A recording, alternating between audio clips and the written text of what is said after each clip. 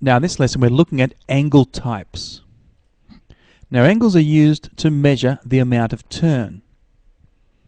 And a good way to see this, we're going to start by looking at a blue arrow there, and we'll have a red arrow. We'll put the red arrow on top of the blue arrow and we'll turn the two.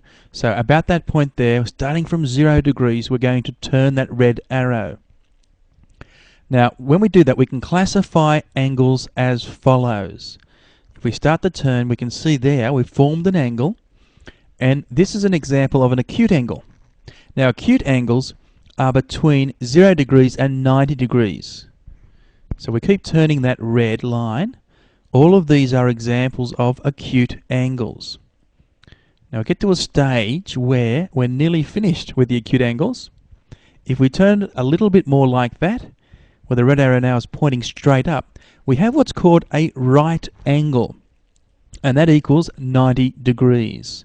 We mark it as such. So these are classifying the angles. We'll go a little bit further now. If we keep on going, that now is known as an obtuse angle. It's between 90 degrees and 180 degrees. So we keep on going. All of these are examples of obtuse angles. Now a little bit further and we have got what's known as a straight angle. Alright, that's a fairly straight way of saying it. Straight angle. And that equals 180 degrees. What happens if we go a little bit further? Well, we are now into the realm of reflex angles, and they are between 180 degrees and 360 degrees. So all of these angles there would be a reflex angles. Then what happens? Go a little bit further, we've gone a full circle. We've gone a full 360 degrees, and we'd call that a revolution.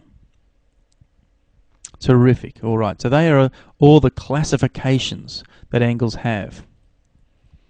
Now an angle can be named using the letters about the angle. So we've seen how to classify an angle. Now we'll see how to name an angle. Let's look at some examples. We're asked to name the angles that are marked below. There's a first one there. Now we can see that the angle looks to be about angle C, don't we? That's marked in red there. Now we'll call it angle ACB, where that symbol in front of the A is known as angle, the angle symbol. Angle ACB. Why can we call it like that?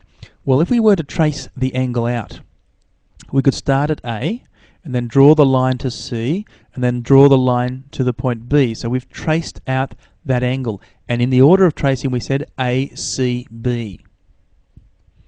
On the other hand, we could also trace out the angle the reverse, so we call it angle BCA. Let's have a look at that. Starting at B and tracing that angle out, so we get to the point C, then to the point A, so that's why we could also say it as angle BCA. Now the simpler name in this case though is to simply call it angle C.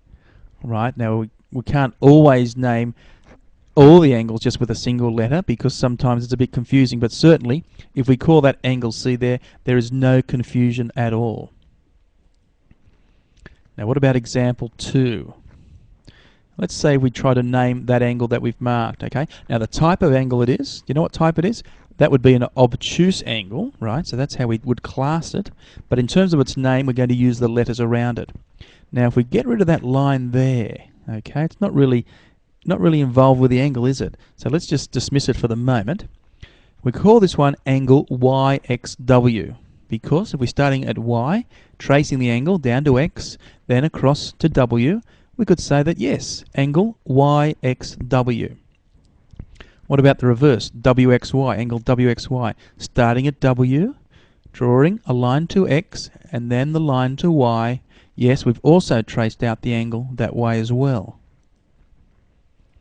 Now if we continue that line, and then we say, why can't we call it angle X?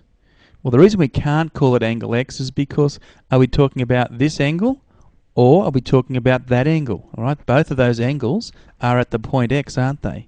So that's why there's a bit of confusion in a case like this. So we can't call it angle X by itself. We have to choose either angle YXW or angle WXY.